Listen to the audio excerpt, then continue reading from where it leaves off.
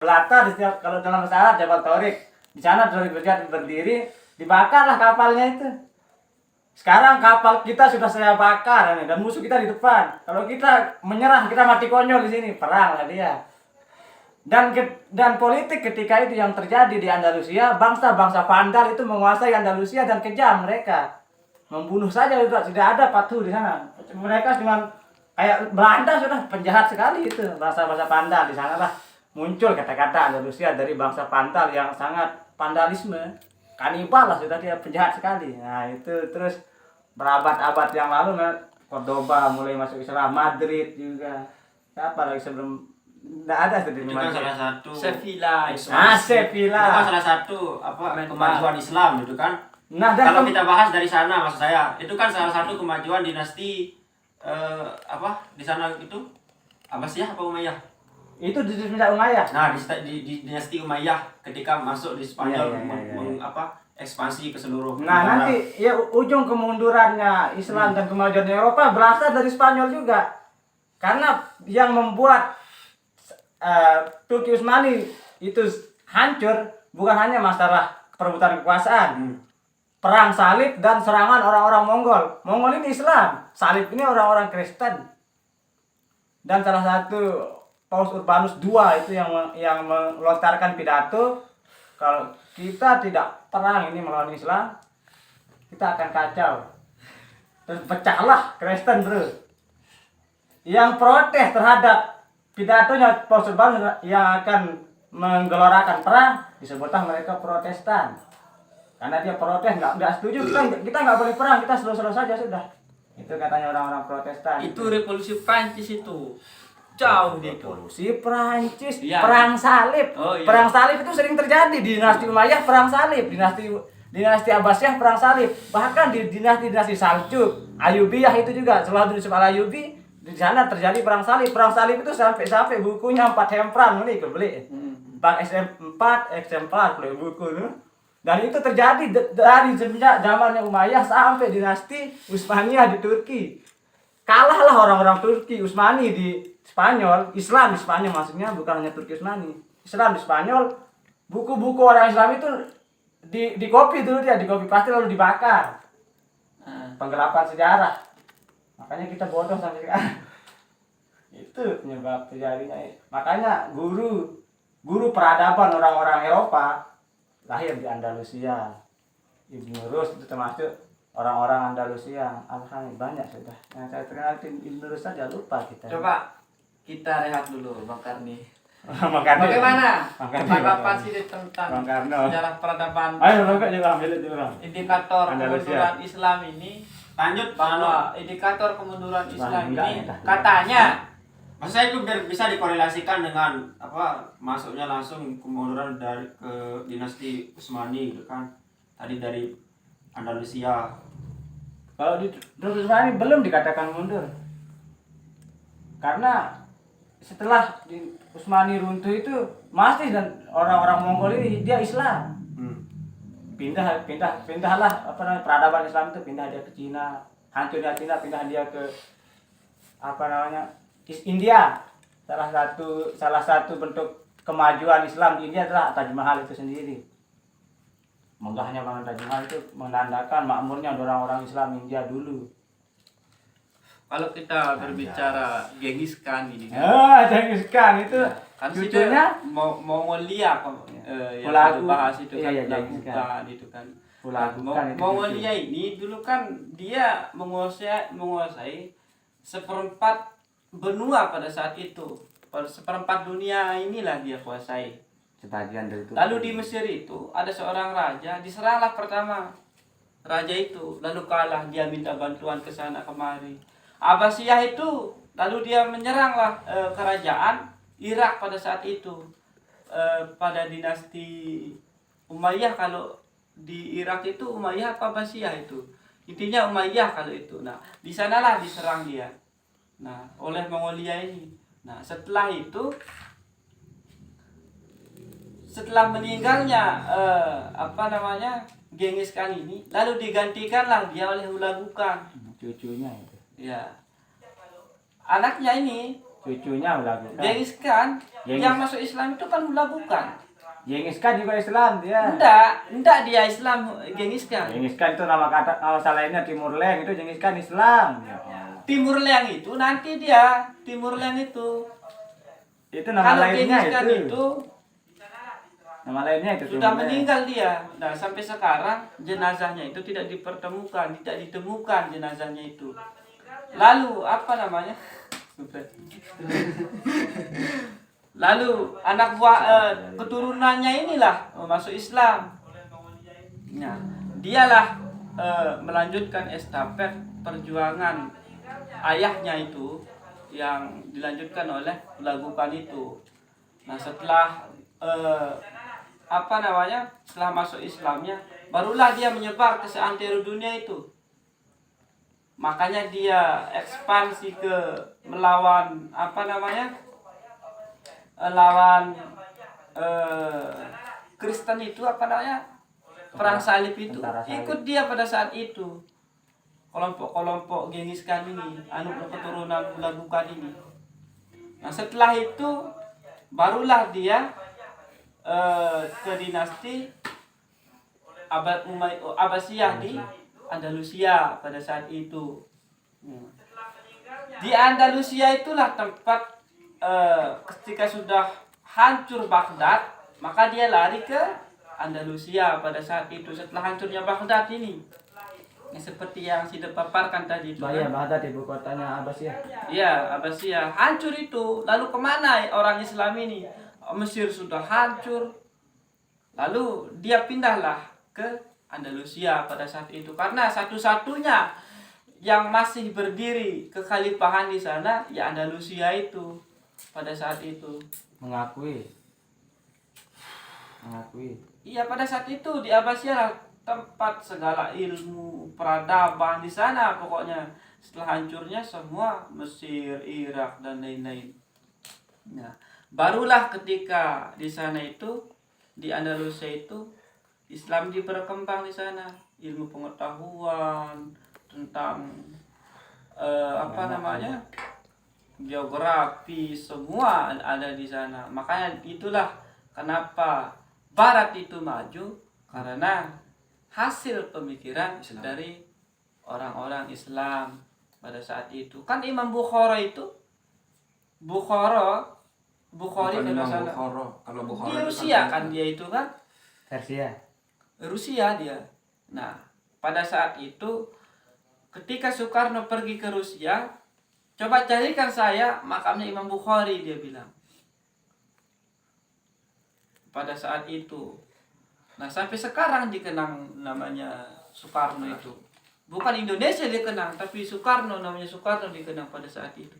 Sampai sekarang karena dia menemukan makamnya Imam Bukhari pada saat itu.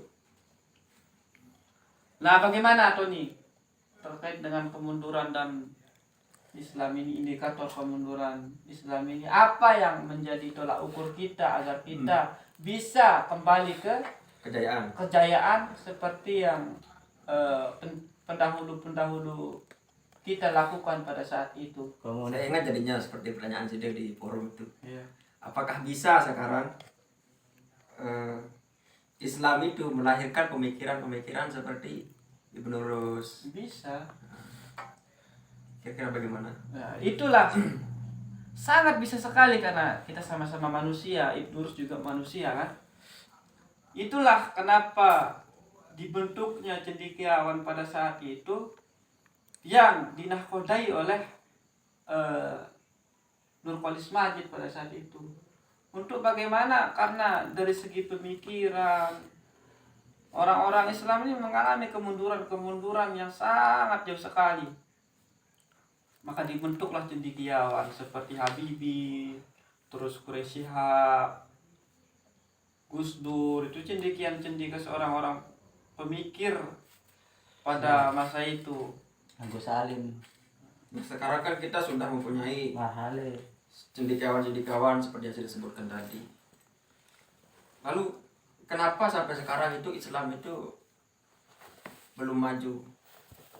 Karena pertama, Kenapa Islam itu belum maju? Maju dalam perspektif apa dulu? Apakah maju dalam teknologi atau maju dalam hal apa? Pemikiran. Pemikiran. Kalau maju dalam pemikiran memang jauh kita lebih maju sebenarnya. Tapi yang kita lawan adalah teman kita sendiri. Sama Islam. Contoh. Lain tidak harus dengan nggak maju emang kita kan itu saya akui maju kita cuy. Iya. Nggak pernah kita nggak maju itu. Coba siapa yang dari dunia Islam sekarang yang pergi ke luar angkasa, yang penemu-penemu sekarang itu intinya banyak ya, coba lihat di internet itu, saya lupa saya penemu-penemu Islam sekarang itu memang banyak tapi tidak pernah dipost. Iya nggak pernah diposting memang. Iya. Karena yang penguasai media dunia adalah Illuminati. Adidaya, Amerika Serikat, Internasional, Milano, ASEAN, Eropa, UNICEF. Nah, Bagaimana? sekarang kita ke dari segi pemikiran kan, PBB. seperti sudah bilang kan udah maju kan. Iya. Nah sekarang untuk bagaimana kita menggantikan posisi adidaya itu, bahwa yang harus menggantikan itu adalah Islam. Kita kuasai dulu internet. Ya, sekuasailah informatika. Iya, kita kuasai teknologi karena Jepang pernah saya bahas tadi Japanese itu. ya. Jepang itu Japanese. sekarang sudah masuk ke era society 5.0. Nah, 5.0 inilah bagaimana Jepang itu Metaverse. semua apa yang dia lakukan itu tidak lepas dengan robot. Online sudah robotik. Intinya 5.0 tapi Indonesia ini 4.0 saja belum mampu dia menghadapi era industri 4.0 Industri global. ini. Karena kita masih apa namanya? Konyol. Hah? Konyol. Kita masih apa namanya? Dari segi pendidikan pun kita belum, semua kita belum di Indonesia ini, karena inilah tugas kita. Kalau di Jepang itu sekarang dia mendeklarasikan 5.0 ini pada tahun 2019 pada saat itu. 13. Karena melihat kondisi dan situasi pada saat di sana itu Lingkungan hidup. memang sudah layak di sana karena semua menggunakan robot pada saat itu. Sampai sekarang ini, sampai pernah saya baca artikelnya itu, kotorannya manusia itu bisa jadi pupuk sekarang. Tidak sia-sia kita berak sekarang ini, jadi pupuk di sana. Iya, gundang.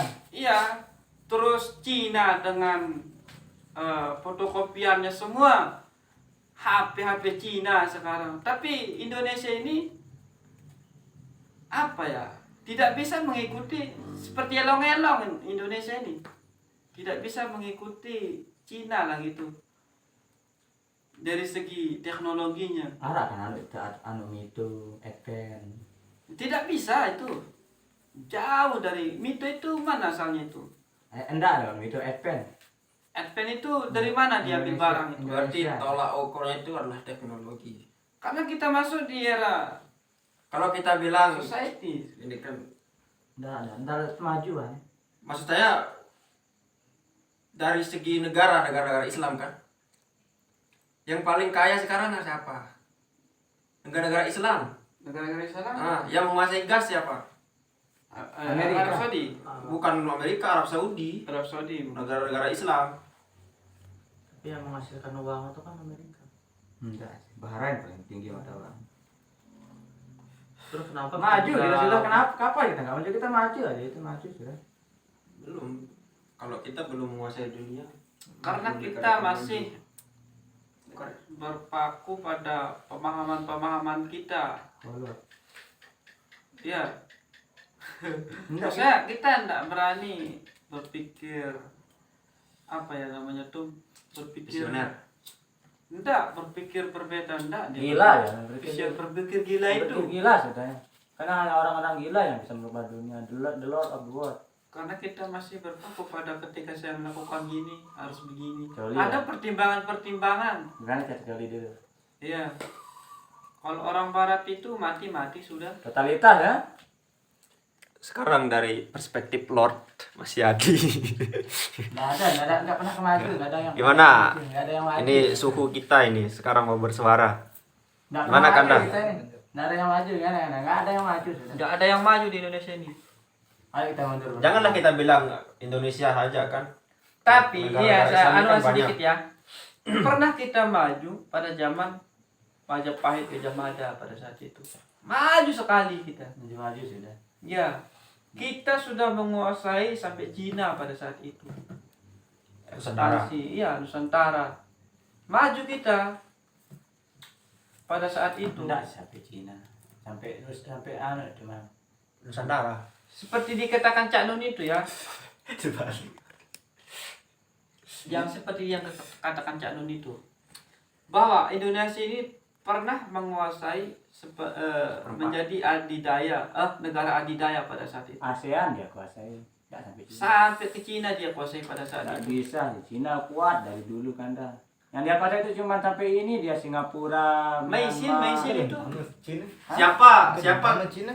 yang memimpin kerajaan dulu itu? Bukan Asia Tenggara, Cina itu. Nah, ini kan kita berbicara masalah Islam.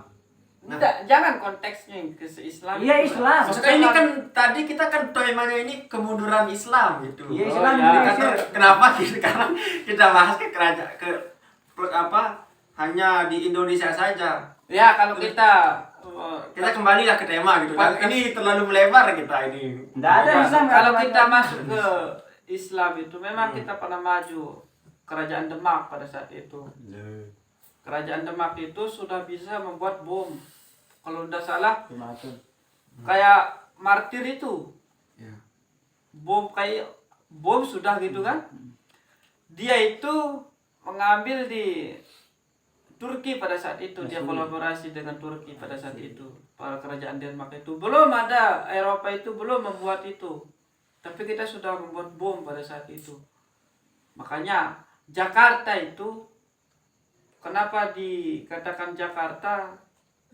Ada kisahnya itu, lupa saya. Kenapa dikatakan Jakarta itu? Batavia. Batavia kan dulu. Tidak, dia tuh ada seorang Sebelum ulama Jakarta. itu. Hah?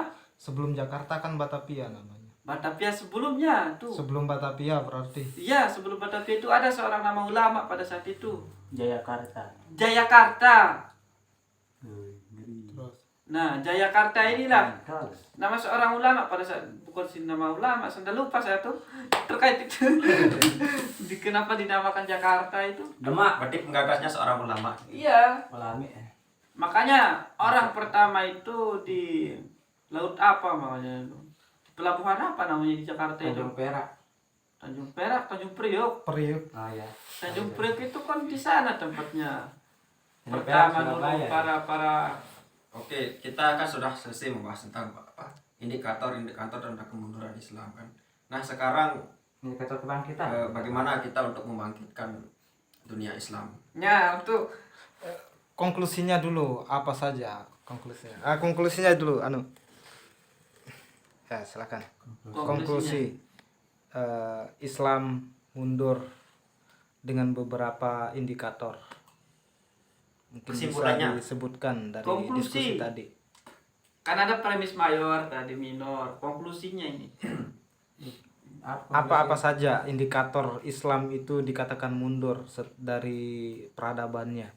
Meskipun kan dulu pernah kita ketahui bahwa Islam itu bisa Ya, pernah maju gitu, pernah ya, jaya ini. pada masanya. Ya. Kemudian Ya. dengan berbagai kisah tadi sudah dibahas, Islam mundur dan Jadi, dikalahkan oleh Eropa. Salah satunya itu kan secara garis besar ya. hmm, Secara garis besar pertama kekolotan dalam berpikir. Perang jumut ya. iya, kekolotan, Kejemudan. kejemudan, terus terlalu membanggakan sejarah, sering terjadi perang saudara, dan slow respon terhadap perubahan dunia. Karena kan Islam dari dulu berkuasa melalui jalur-jalur monarki yaitu kerajaan. Nah, pasca mulai pertama dari kerajaan itu sudah runtuh kan mulai di dunia ini membentuk serikat-serikat, dan itu berdasarkan suku bangsa menjadilah suatu negara, dan itu telat disadari oleh orang Islam secara keseluruhan. Seperti itu dia. Dan ini indikator kemajuan Allah alam bisawab. Ya, asalkan dari ilmu pengetahuan kan, apakah Islam sudah mulai berkembang, maksudnya sudah mulai bangkit dari keterpurukannya. Kemudian dari segi teknologi barangkali Ya, kita mulai negara dari mana segi pendidikan dulu ya.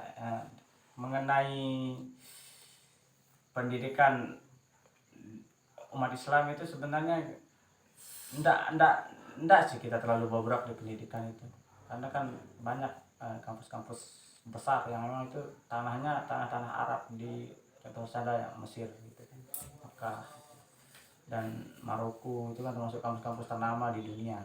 Kalau mengenai teknologi, sebenarnya kita orang Islam ada kita teknologi, contoh lah WA. Di Turki itu sedang ini tahun 2019 dulu, 2020.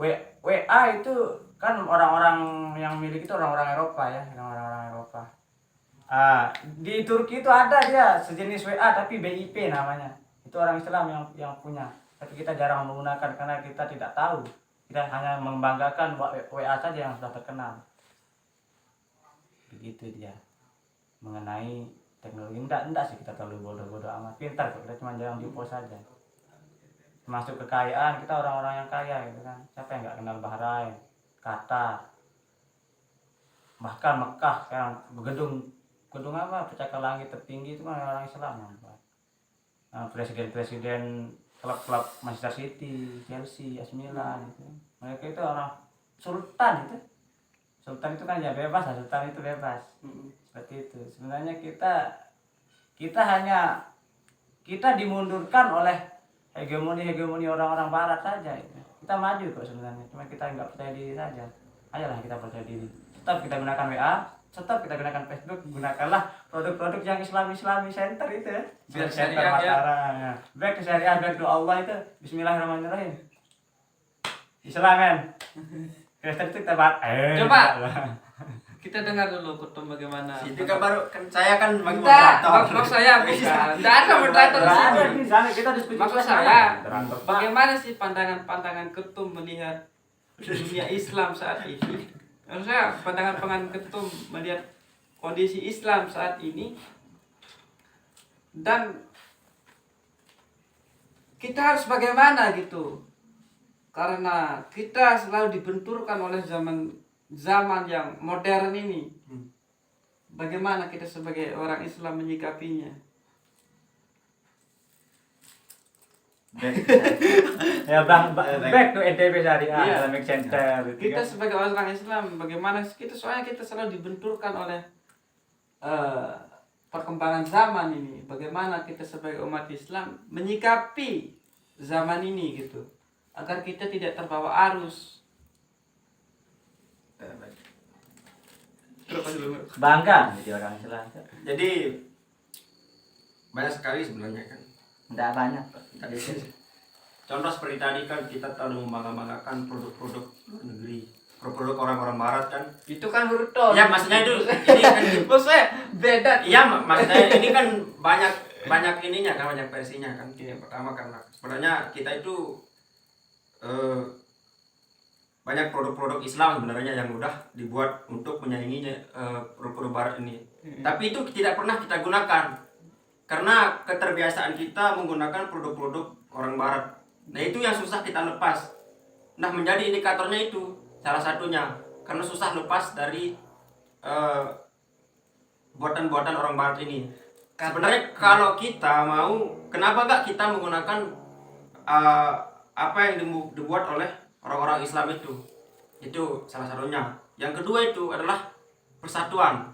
Nah, Persatuan Indonesia. bukan.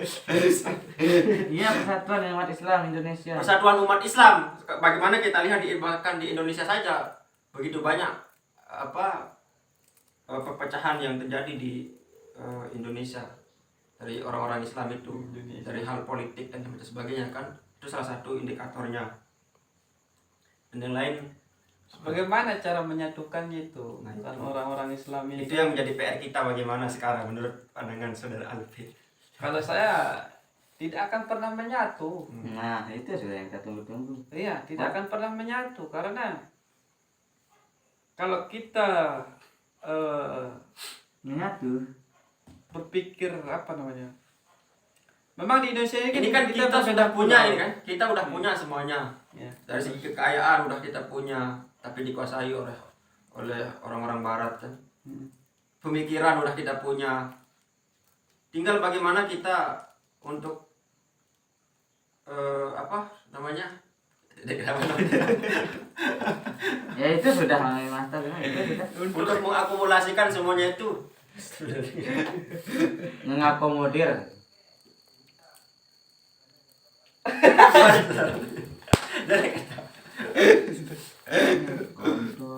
Coba dari perspektif Tuan Guru dulu.